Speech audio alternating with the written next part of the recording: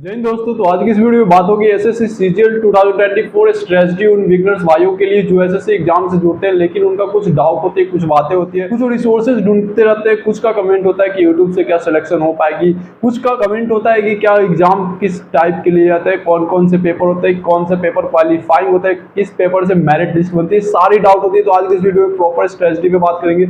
इसलिए नए हैं तो चैनल को सब्सक्राइब जरूर कर लीजिए, वीडियो को ज्यादा से ज्यादा शेयर कर दीजिए क्योंकि बहुत ही शानदार वीडियो होने वाले। क्योंकि अगर आप इस चीज के बारे में नहीं जानते हैं तो फिर आपका प्रिपरेशन किसी काम का नहीं रह जाता है। तो सबसे पहले स्ट्रेटजी में आपको जानना होगा कि क्या पेपर क्या क्या लिए जाते हैं, कौन से पेपर क्वालिफाइंग होते हैं, कौन से पेपर से रिजल्ट होता है। ठीक है, तो चलिए स्टार्ट करते हैं। ज्यादा टाइम वेस्ट आप लोग का नहीं करना है, इसलिए चलिए सबसे पहले हम लोग आपकी बातों पे आते हैं। तो सबसे पहले आपको बता दें कि अगर एसएससी सीजीएल 2024 को आप सोच रहे हैं कि 24 इस बार सीजीएल का पेपर देना है, तो सबसे पहले आपका जो क्वालिफिकेशन होना चाहिए वो आपका ग्रेजुएट होना चाहिए। समझ रहे हैं मेरे भाई, यानी ग्रेजुएट होना आपका जरूरी है। तो सबसे पहले अगर आप ग्रेजुएट है तो आप सीजीएल 2024 का फॉर्म फिल अप कर सकते हैं। ठीक है, अगर आपको लग रहा है कितने मेरे बहुत सारे प्रिय भाई होंगे जो ग्रेजुएट नहीं होंगे तो टेंशन नहीं लीजिएगा। कोई डाउट हो तो कमेंट बॉक्स में कमेंट करके पूछ लीजिए कि आपका कौन सा फॉर्म भर सकते हैं। ठीक है, उसके बाद मेरे भाई बता दे तो सबसे पहले आपको ग्रेजुएट होना चाहिए। उसके बाद ग्रेजुएट अगर आप है तो जब फॉर्म फिल करेंगे तो उसके बाद आपका आएगा एग्जाम मेरे भाई आएगा। तो एग्जाम का जो पहला आएगा टीयर 1 एग्जाम जिसको हम लोग बोलते हैं, जिसको अक्सर आप सुनते होंगे कि प्री एग्जाम बोला जाता है, जो आपका क्वालिफाइंग एग्जाम होता है। यानी कि एक पेपर आपको सिर्फ क्वालिफाई करने के लिए, यानी इस स्टेज को पार करके आपको फिर से एग्जाम देना होगा जो आपका टीयर 2 होगा। ठीक है, तो आपका क्या होगा मेरे भाई, टीयर 2, जिससे आपका मेरिट बनेगा, यानी आपका सिलेक्शन इसी एग्जाम से होगा। लेकिन जब तक आप क्वालिफाई नहीं करेंगे तब आपका टीयर 2 एग्जाम होगा ही।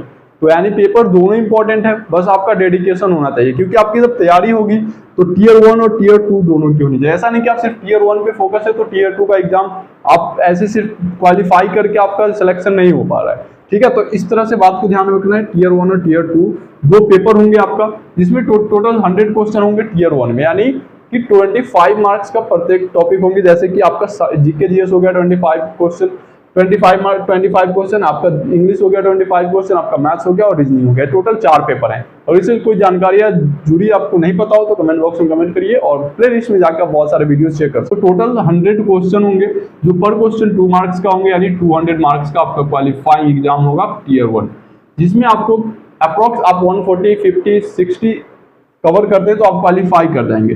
ठीक है, लेकिन आपका टारगेट टीयर 2 पे होगा।